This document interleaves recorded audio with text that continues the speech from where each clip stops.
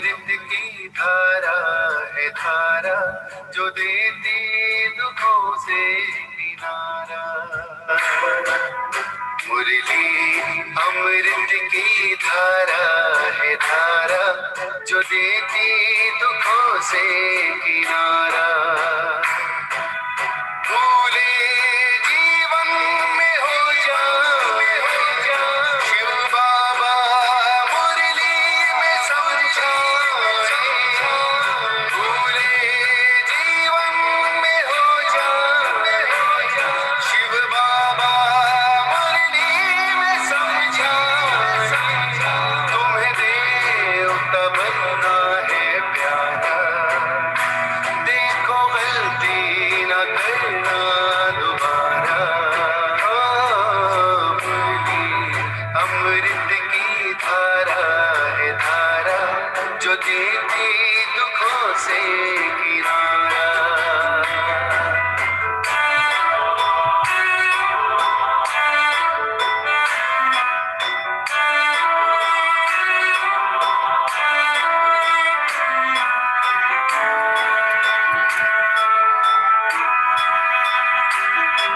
ये मुरली नर को नारायण, नारी को लक्ष्मी बनाए। ये मुरली नर को नारायण, नारी को लक्ष्मी बनाए। परम धाम से परम पिता शिव हमें घर ले जाने आए। हमें घर ले जाने को आए। चारों युगों में जो खेल हुआ, वो पूरा होने को आया।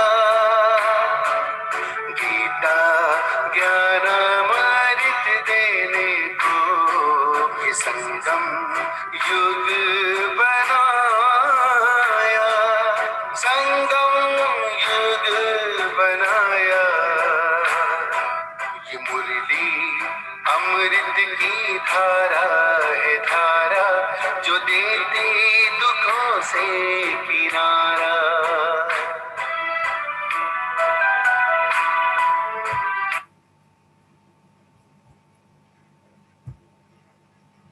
ओम शांति। ओम शांति। ओम शांति। सभी रिलैक्स होकर बैठे। बुद्धि को चारों तरफ से हटाकर पूरा ध्यान भ्रुकुटी के मध्य में। ये मुझ आत्मा का निवास स्थान है। मैं आत्मा इस शरीर की मालिक हूँ। मैं आत्मा इन कर्मेंद्रियों की मालिक हूँ। मैं आत्मा बहुत भाग्यवान हूँ कि परमपिता परमात्मा ने मुझे पहचाना है, मुझे जाना है और रोज मुझे गुणों से, शक्तियों से भरपूर करते जाते हैं। शुक्रिया मेरे बाबा, शुक्रिया मुझे अपना बनाने के लिए, मुझे रोज पढ़ाने के लिए, मुझे पतित से पावन बनाने के लिए। अभी मैं आत्मा अपने परम पिता परमात्मा के महावाक्य सुनूंगी। ओम शांति। आज 14 मई 2021 बाबा के महावाक्य हैं। पहले सुनते हैं मुरली का सार। मीठे बच्चे, अभी तुम शूद्र घराने से निकल ब्राह्मण घराने में आए हो। बाप ने ब्रह्मा मुख से तुम्हें अडॉप्ट किया है, तो इसी खुशी में रहो। क्या कह रहे हैं बाबा? मीठे बच्चे, अभी तुम शूद्र घराने से निकल ब्राह्मण घराने में आए हो और बाप ने ब्रह्मा मुख से तुम्हें अडॉप्ट किया है, तो उसी खुशी में रहो। प्रश्न आज का, कौन सा गुह्य राज ब्राह्मण कुल वाले बच्चे ही समझ सकते हैं? कौन सा गुह्य राज ब्राह्मण कुल वाले बच्चे ही समझ सकते हैं। उत्तर, निराकार शिव बाबा हमारा पिता है और यह ब्रह्मा हमारी माता है। निराकार भगवान कैसे माता पिता बंधु सखा बनते हैं, यह गुह्य गुप्त राज ब्राह्मण कुल के बच्चे ही समझ सकते हैं। हम गाते भी आए हैं ना, तुम्हें माता च पिता च में तमेव बंधु च सखा तमें। तो बाबा कह रहे निराकार भगवान कैसे तुम्हारा माँ बाप, कैसे तुम्हारा बंधु सखा बन सकता है, ये गुप्त और गुह्य राज भी ब्राह्मण कुल के बच्चे ही समझ सकते हैं। और उसमें भी कौन समझेंगे, उसमें भी जो देवी कुल में उच्च पद पाने वाले होंगे वही यह राज यथार्थ रीति समझेंगे। ओम शांति। बच्चे बैठे समझ रहे हैं कि हमारा बाप दादा आया हुआ है। बाप तो इकट्ठा हो जाता है दादा के साथ, तो कहेंगे बाप दादा आए हैं, क्योंकि बाप जो है दादा लेखराज के तन में आ जाते हैं तो वो तो इकट्ठा हो जाता है, तो कहेंगे बाप दादा आए हैं। वह टीचर भी है, बाप दादा के बगैर तो कुछ बता ना सके। दादा के बगैर तो बाप शिव बाबा कह रहे मैं नहीं बता सकता, इसके तन में आऊंगा, मेरा अपना तन तो है नहीं, मेरे अपने ऑर्गन्स तो है नहीं। तो बाप दादा के बगैर तो कुछ बता ना सके, बुद्धि चलनी चाहिए। क्योंकि यह नई बात है ना। ज्ञान काल में याद करते हैं सिंगल को, कहेंगे हमारा गुरु फलानी जगह है, उनके शरीर का नाम जानते हैं, हमारा बाबा हमारी माँ फलानी जगह है, उनका नाम रूप सब कुछ है। मनुष्यों ने फिर शॉर्ट में लिख दिया है, मनुष्यों ने जो बनाया है उसमें कुछ न कुछ रॉन्ग है। बल गायन है, त्वमेव माता च पिता त्वमेव, यह एक के लिए ही गाया जाता है, ब्रह्मा के लिए भी नहीं गाया जाता। बाबा कह रहे ये ब्रह्मा के लिए भी नहीं, ये किसके लिए, सिर्फ शिव बाबा के लिए। उनका नाम रूप बुद्धि में नहीं आता, न विष्णु का न शंकर का। गाते तो हैं तुम मात पिता हम बालक तेरे, तो भी बुद्धि ऊपर में जाएगी, कृष्ण को याद कोई कर न सके। कृष्ण को ये थोड़े ही कहेंगे कि तुम हमारे माता पिता हो और हम तेरे बालक है, कभी गाया हमने ऐसा नहीं ना। शिव के आगे अपने आप ही निकल जाता है ऑटोमेटिकली, उनकी महिमा है। तो बाप समझाते हैं यहाँ जब बैठते हो तो लौकिक संबंध से बुद्धि योग निकाल पारलौकिक बाप को याद करो, इस समय यह सम्मुख है। भक्ति मार्ग में जो गाते हैं तो आंखें ऊपर करके कहते हैं, देखिए कितनी गुह्य बात है। भक्ति मार्ग में जो गाते हैं तो आंखें ऊपर करके कहते हैं, त्वमेव माता च पिता त्वमेव, है ना। हे भगवान क्या याद करते हैं, भगवान जब कहते हैं तो शिवलिंग को भी याद नहीं करते, तोते मिसल ऐसे ही गाते हैं। बाबा कह रहे उस टाइम तुम्हें शिवलिंग भी याद नहीं आता, उस तोते की तरह रटते हो, हे भगवान आओ हमें दुख से लिबरेट करो। लक्ष्मी नारायण के लिए भी ऐसे नहीं कह सकते, यह तो महाराजा महारानी है, उनका बच्चा ही माता पिता कहेंगे, बंधु नहीं कहेंगे। भक्त लोग गाते हैं पतित पावन, परंतु यह बुद्धि में नहीं आता कि शिवलिंग होगा, ऐसे ही सिर्फ कह देते हे भगवान हे भगवान। किसने कहा किसको कहा कुछ भी पता नहीं।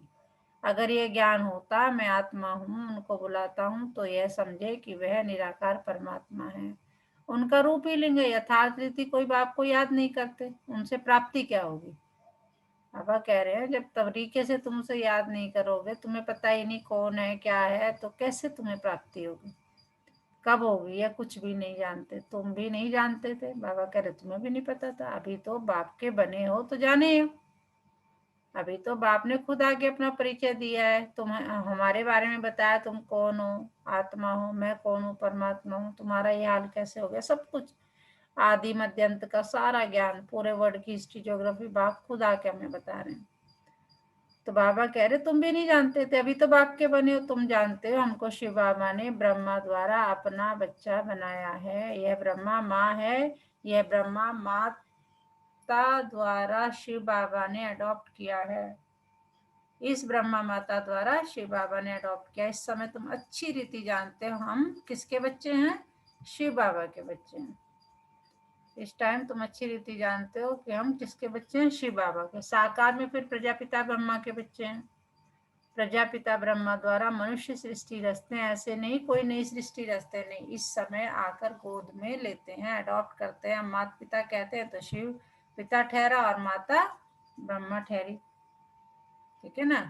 तो बाप द्वारा कहते हैं तुम आत्माएं मेरे बच्चे हो, फिर आत्मा को बैठ पहचान देते हैं कि आत्मा क्या है।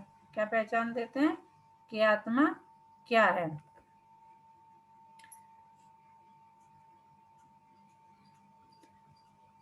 हाँ जी, तो कहते हैं कि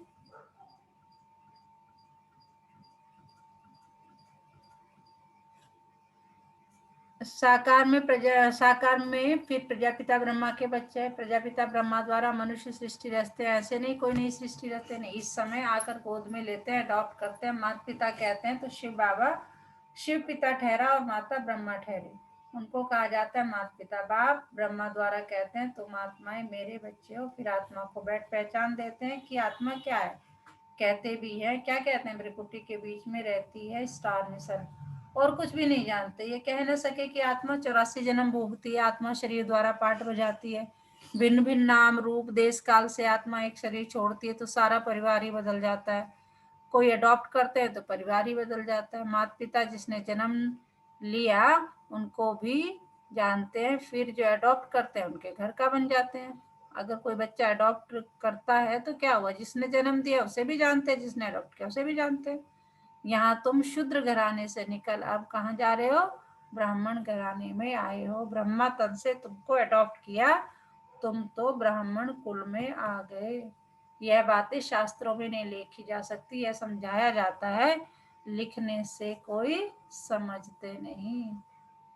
अभी तुम बच्चे ही जानते हो हम परमपिता परमात्मा की संतान बने हैं। यह हो गई माँ, ब्रह्मा को प्रजापिता ही कहते हैं, इस द्वारा तुम बच्चों को अडॉप्ट करता हूँ। ये कितनी गुह्य बातें हैं, सिवाय सम्मुख के कोई समझ न सके।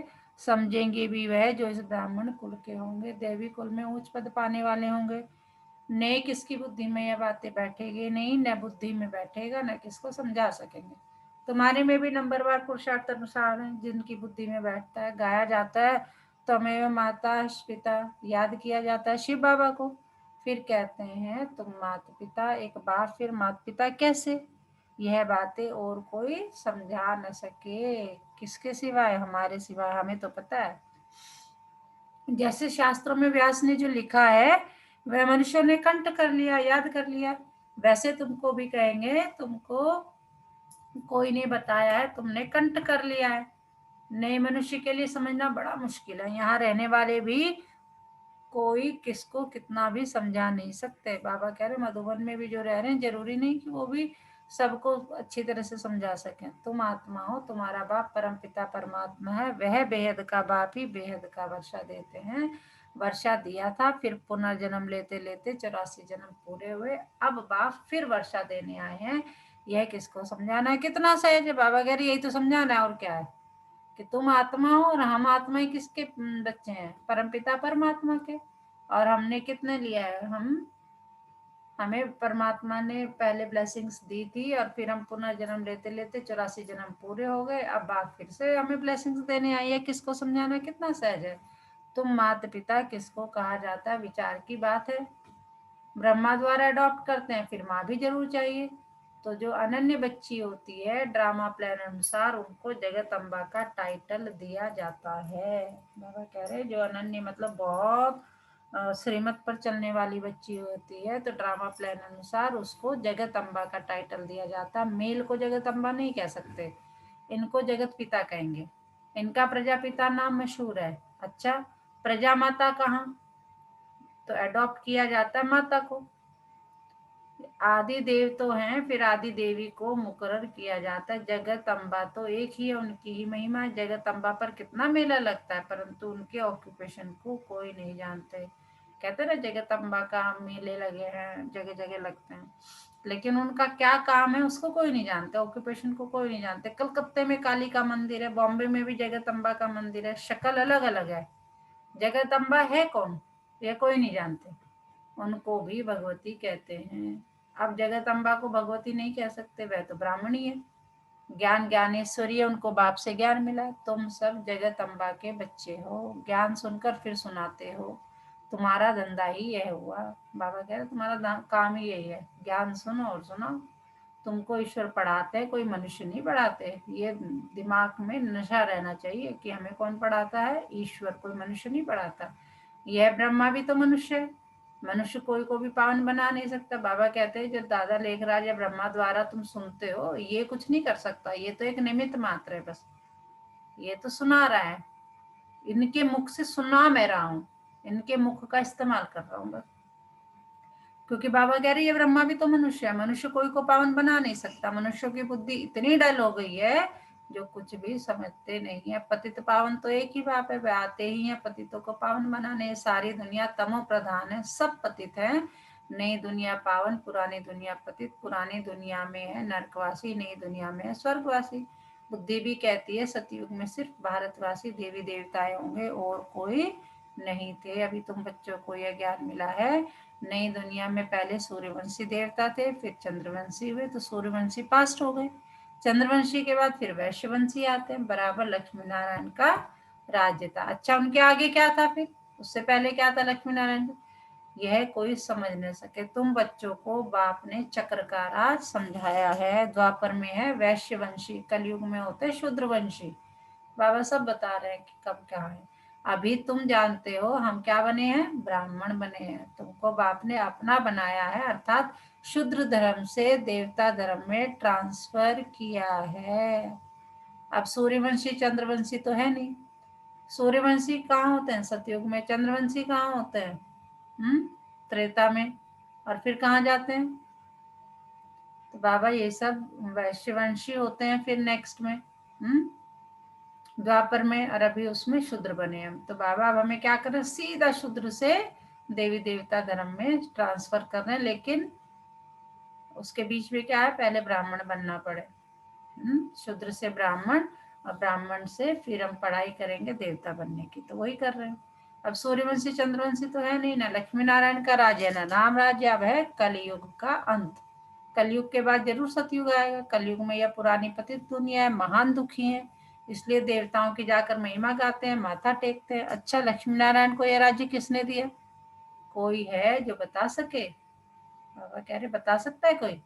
कोई के भी ख्याल में नहीं होगा, क्योंकि बुद्धि में है। कलयुग अभी बच्चा है, 40,000 वर्ष पढ़े हैं, कहते रहते ना लोग बाग ऐसे, इसलिए यह ख्याल आते ही नहीं। अभी तुमको यह ख्याल आता है। कई बच्चे कहते हैं हमें याद नहीं रहती। क्यों नहीं रहती? क्योंकि सवेरे सवेरे उठ के याद में बैठ के धारणा नहीं करते। समझते भी हैं फिर किसको समझा नहीं सकते। यह तो जरूर होगा। सब एक रस तो समझदार बन न सके। समझदार भी चाहिए, बेसमझ भी चाहिए। बहुत समझदार तो जाकर राजा रानी बनेंगे। जितना जितना जो जास्ती समझते और समझाते हैं उनका नाम बाला होता है। प्रदर्शनियां होती हैं तो लिखते हैं बाबा फलाने को भेज दो। तो क्या तुम नहीं समझा सकते हो? बाबा उनकी प्रैक्टिस जास्ती है, हम थोड़े कच्चे हैं। मतलब ये बात हो रही है कि जब जैसे सिस्टर शिवानी है, उनको कहते रहते हैं कि भाई इन्हें भेजो, जो हमारे मतलब यज्ञ के महारथी हैं। सूरज भाई जी हैं, आशा दीदी हैं, उषा दीदी हैं, जो बड़ी बड़ी दीदी, शीलू दीदी हैं। तो उन्हें मतलब इनके नाम मुझे याद हैं। तो ये जो बड़े बड़े बाबा के महारथी बच्चे हैं, तो उनकी डिमांड होती है कि उन्हें भेजो ज्ञान सुनाने के लिए। तो बाबा पूछते हैं क्यों तुम नहीं समझा सकते? तो क्या कहते हैं कि हम थोड़े कच्चे हैं। बाबा खुद भी कहते हैं कहाँ से भी निमंत्रण मिलता है तो लिख कर भेजो कौन कौन है, तो हम देखेंगे किस किस को भेजना चाहिए। सन्यासी भी उस निमंत्रण पर हैं क्या? फिर बहुत अच्छी ब्रह्म कुमारी को भेजना होगा। अच्छा, कुमार का क्या, मनोहर है, गंगे है, इसमें से किसी को भेज दो। बच्चे तो ढेर है, जगदीश को भेज दो। ये बाबा के अनन्य बच्चे हैं, बाबा उनका नाम ले रहे हैं। जगदीश भाई जी, रमेश भाई जी, मनोहर भाई जी, गंगे, तो ये सब बाबा उनका नाम लेके कह रहे हैं। जगदीश को भेज दो, रमेश को भेज दो। तुम भी समझते हो एक दो से होशियार हैं। जैसे जज मजिस्ट्रेट होते हैं, एक दो से होशियार होते हैं। गवर्नमेंट जानती है एक दो से होशियार हैं। सब तो केस एक दो के ऊपर जाते हैं, फिर हाई कोर्ट में जाओ फिर उनसे ऊपर, उसमें भी जजमेंट ठीक ने दी तो फिर उससे ऊपर जाएंगे। इनके ऊपर तुम रहम करो। अब यह सब बातें यहाँ होती है, सतयुग त्रेता में होती नहीं। फिर द्वापर में राजा रानी का राज्य होता है। वहां तो महाराजा महारानी ही केस संभालते हैं। केस होंगे भी थोड़े। अभी तो तम प्रधान पतित है ना, तो बादशाह के पास केस जाएगा तो थोड़ी सजा दे देते हैं। कड़ी भूल होगी तो कड़ी सजा देंगे। यहाँ तो कितने जज वकील ढेर है, इतना कारोबार में फर्क है। सतयुग में क्या होता है किसको पता नहीं। अब आपने समझाया, कोई से भी पूछो इन लक्ष्मी नारायण को जानते हो? जैसे बिरला है, बहुत मंदिर बनाते रहते हैं, तो कोई अच्छा बच्चा हो उनको चिट्ठी लिखे, तुम लक्ष्मी नारायण के मंदिर तो बहुत बनवाते हो, इन्हों को यह राजधानी कैसे मिली जबकि सतयुग से पहले कलयुग था? कलयुग में तो कुछ है नहीं, देवताओं ने तो कोई से लड़ाई भी नहीं की होगी, लड़ाई से कोई विश्व के मालिक बन नहीं सकते। विश्व के मालिक जो थे उन्हों के ये लक्ष्मी नारायण के चित्र रखे हुए हैं। आज बाबा एक एक चीज देखो कितना डिटेल में हमें समझा रहा है। अभी तो है कलयुग, यहाँ लड़ाई चलती है, कैसे? हथियारों की। बाप ने समझाया है क्रिश्चियन धर्म वाले ही आपस में मिल जाए, आपस में प्रीत रखे तो विश्व के मालिक बन सकते हैं, परंतु विश्व के मालिक तो लक्ष्मी नारायण ही बनते हैं। कल भी बाबा ने कहा था, लेकिन ये लॉ है नहीं। कल भी बाबा ने कहा था कि क्रिश्चियन धर्म वाले ही आपस में मिल जाए, आपस में प्रीत रखे तो विश्व के मालिक बन सकते हैं, लेकिन कल बाबा ने मुंडे में लिखा था, लेकिन ये लॉ है नहीं। आज कह रहे हैं परंतु विश्व के मालिक तो लक्ष्मी नारायण ही बनते हैं। बुद्धि कहती है आपस में मिल जाए तो मालिक बन सकते हैं, परंतु सतयुग में किंग क्वीन तो कोई बन नहीं सके, ड्रामा ही ऐसा बना हुआ है। अभी हम फिर से क्या कर रहे हैं, योग बल से स्वर्ग का वर्षा ले रहे हैं। तुम बता सकते हो, कल्प पहले भी संगम पर बाप से पद पाया है। बाबा कह रहे तुम्हें सारी हिस्ट्री ज्योग्राफी पता है, तुम बता सकते हो। 84 जन्म पूरे हुए, फिर से वर्षा ले रहे हैं। अच्छा, मीठे मीठे सिक्की लदे बच्चों प्रति माता पिता बाप दादा का याद प्यार और गुड मॉर्निंग। रूहानी बाप की रूहानी बच्चों को नमस्ते। हम रूहानी बच्चों की रूहानी माता पिता बाप दादा को सर्व संबंधों से याद प्यार गुड मॉर्निंग, नमस्ते बाबा नमस्ते। शुक्रिया बाबा शुक्रिया, हमें अपना बनाने के लिए, हमें रोज पढ़ाने के लिए, हमें पतित से पावन बनाने के लिए। तो सारा दिन किस नशे में रहना चाहिए, क्या गाना गाते रहना चाहिए, कौन बताएगा? वाह मेरा भाग्य, वाह मेरा बाबा, और हम गाइए, कितने भाग्यशाली हैं। ये हम ड्रामा। अपने हाँ जी। तो क्या सुनाया अनु जी आज बाबा ने? जो आज मुझे समझ में आया है कि सबसे पहले तो हम शूद्र थे, अब हम ब्राह्मण कुल के बच्चे बने हैं। और बाबा जी ने आज ये भी बताया कि भाई ये ब्राह्मण के बाद कलयुग क्या है, बनेंगे? कलयुग। हम ब्राह्मण के बाद तो हम सतयुग में जाएंगे, ब्राह्मण हाँ, तो बन ही गए वहाँ। सतयुग में क्या बनेंगे? फिर तो राजा रानी को बनेंगे, देवी राजा देवता रानी ना। अपने उसके अकॉर्डिंग, जी, अपनी, हाँ अपनी पुरुषार्थ के जितना अनुसार। हमने परिश्रम करा है, जितना बाबा को याद करा है, बिल्कुल बिल्कुल। पुरुषार्थ के अकॉर्डिंग हम बच पाएंगे। जी। मैम आज बाबा ने पूरा अच्छा डिस्क्राइब करा है कि भाई ये जो गाना था, तुम्हें माता पिता तुम्हें, ये आप लोगों को पता ही नहीं आप किसके लिए गाते हो। ये जो लौकिक में अब हम रह रहे हैं, इसमें हम अपने माता पिता के लिए हम समझते थे कि भाई माता पिता के लिए ये गाना डिनोट हो रहा है, बट ऐसा नहीं है। आज जो बताया, हमारी जो माता है वो है ब्रह्मा, और जो हमारे पिता है वो है परम पिता परमात्मा शिव। हम उनके लिए ये गाना बना था और उनके लिए गाते हैं, पर इस दुनिया में ये इस गाने का मतलब ही बदल गया, जो कि हमें पता नहीं था। हम कृष्ण भगवान के लिए भी इस गाने को नहीं गा सकते हैं। एक तो ये वाला क्लियर करा है। उसके बाद बाबा ने फिर बताया है कि भाई 3 तरह हम लोग पहले सूर्यवंशी, चंद्रवंशी और फिर शूद्रवंशी, इस वैश्य वंश उसमें बने, फिर सतयुग में। शूद्र है, अब शूद्र से ब्राह्मण बने, ब्राह्मण से देवता बनेंगे। हाँ जी, हाँ जी। बिल्कुल। तो आज बाबा ने ये भी बता दिया कि भाई इतनी तुम स्टेजेस पार करके आए हो, और अब तुम ब्राह्मण बन रहे हो, और उसके बाद तुम्हारी एंट्री होगी सतयुग में। और ये भी बताया है कि आज जितने भी हमारे ऑल ओवर वर्ल्ड क्रिश्चियन है, वो चाहे तो इस पूरे राज्य पे दे कुड पूरे बी अ, विश्व पे। उनका राज्य आ सकता है, बट ये कल भी हमें बताया था कि ये लॉ नहीं है। लक्ष्मी नारायण का ही राज्य आना है, सतयुग में। जो लॉ है उसके अकॉर्डिंग ही होगा। बिल्कुल, तो ड्रामा प्लान सब अनुसार जो ही। मुझे समझ में आया। बहुत अच्छे से आपने और बताया।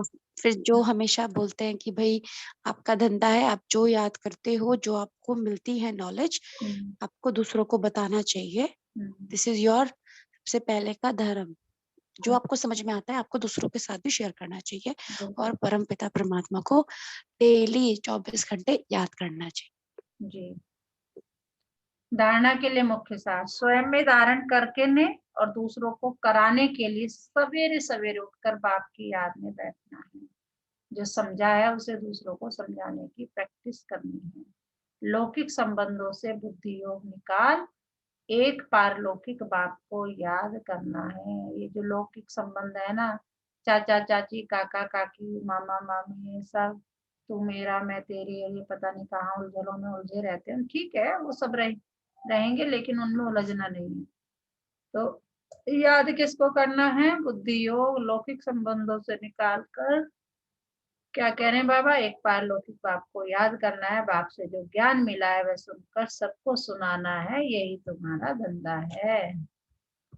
तो आज का वरदान, अपनी संपूर्ण स्टेज द्वारा सर्व प्रकार की अधीनता समाप्त करने वाले प्रकृति जीत भव। अपनी संपूर्ण स्टेज द्वारा सर्व प्रकार की अधीनता समाप्त करने वाले प्रकृति जीत भव।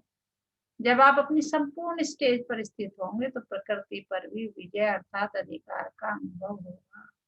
संपूर्ण स्टेज में किसी भी प्रकार की अधीनता नहीं रहती है, लेकिन ऐसी संपूर्ण स्टेज बनाने के लिए तीन बातें साथ साथ चाहिए। कौन सी? रूहानियत, रुहाब और रहम दिल का गुण।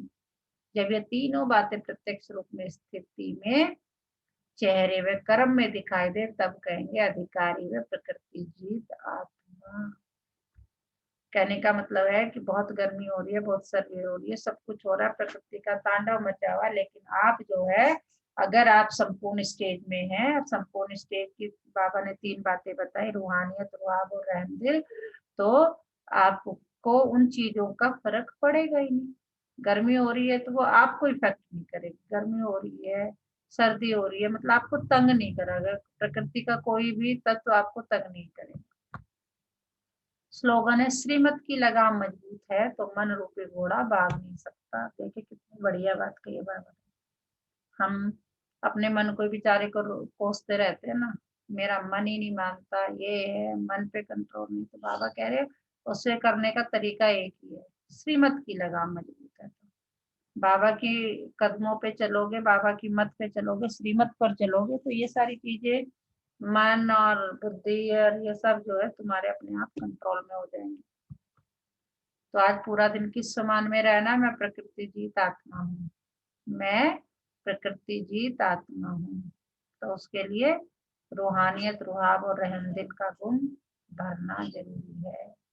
और वो भी किस में दिखाई दे? प्रत्यक्ष रूप में, स्थिति में, चेहरे में, कर्म में दिखाई दे, तब कहेंगे प्रकृति जीत। अच्छा, ओम शांति। अभी हम योग करेंगे, सभी रिलैक्स होकर बैठे।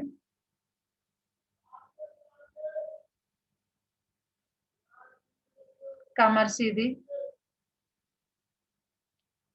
पूरा ध्यान सांसों पर। कमर सीधी, पूरा ध्यान सांसों पर। सांसों को नाभि तक आते जाते देखें। सांसों को नाभि तक आते जाते देखें।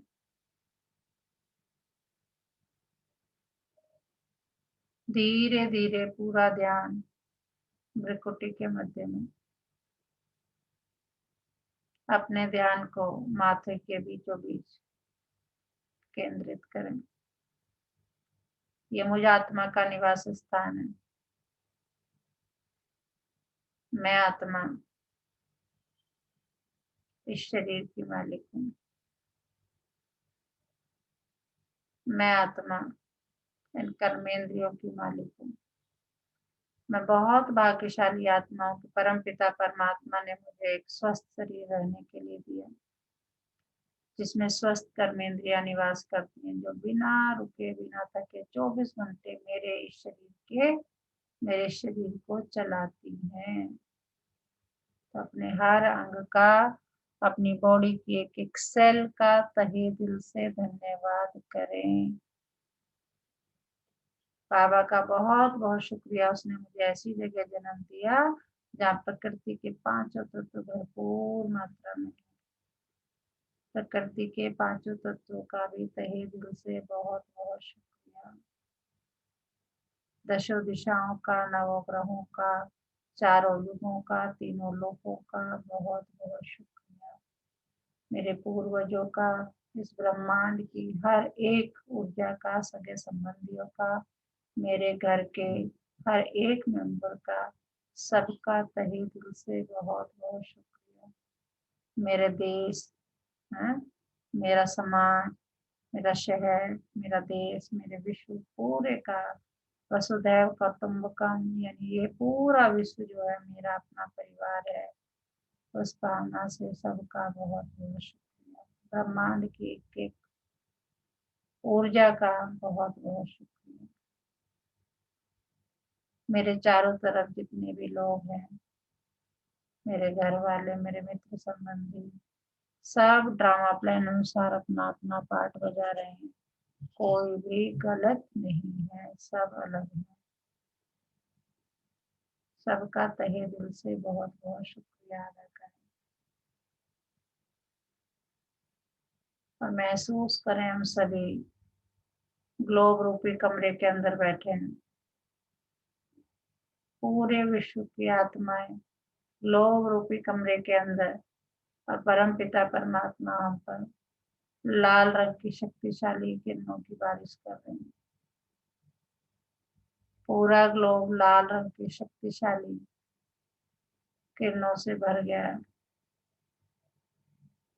हर आत्मा, हर सजीव, निर्जीव, प्रकृति, पेड़ पौधे सब शक्ति से भरपूर होते जा रहे हैं।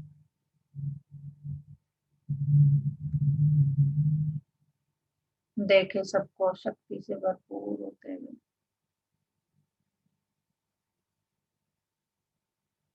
बाबा का शुक्रिया अदा करें शक्ति प्रदान करने के लिए। आज की 3 तारीख तिथि महीने का भी बहुत बहुत बहुत शुक्रिया। चलो मेरे बाबा, मीठे बाबा, प्यारे बाबा, आज के बेहतरीन दिन की शुरुआत करते हैं। और देखें मैं और मेरा बाबा जा रहे हैं आज के दिन की यात्रा पर। मैं बेफिक्र बादशाह, बाबा का बच्चा, हंसता खेलता गाता इठलाता हुआ बाबा का हाथ पकड़कर बेफिक्र जा रहा हूँ आज के दिन की यात्रा पर। देखें अपने आप को जाते हुए। सारा दिन मेरे बाबा मेरा हाथ पकड़ कर रखना, मैं चाहूंगी तो मत छोड़ना। देखें अपने आप को जाते हुए। ओम शांति, ओम शांति, ओम शांति। दोनों हाथों को रब करेंगे। पहले अपनी आंखों पर लगाएंगे, धीरे धीरे आंखें खोलेंगे और हाथों को पूरे शरीर पर फिराएंगे और जहाँ दर्द है वहां प्यार से उस अंग को सहलाएंगे और उसे क्या कहेंगे, प्यार से सहलाएंगे कि सब ठीक है, सब ठीक है, सब ठीक है। I will take care of you, I will take care of you. अच्छा, ओम शांति।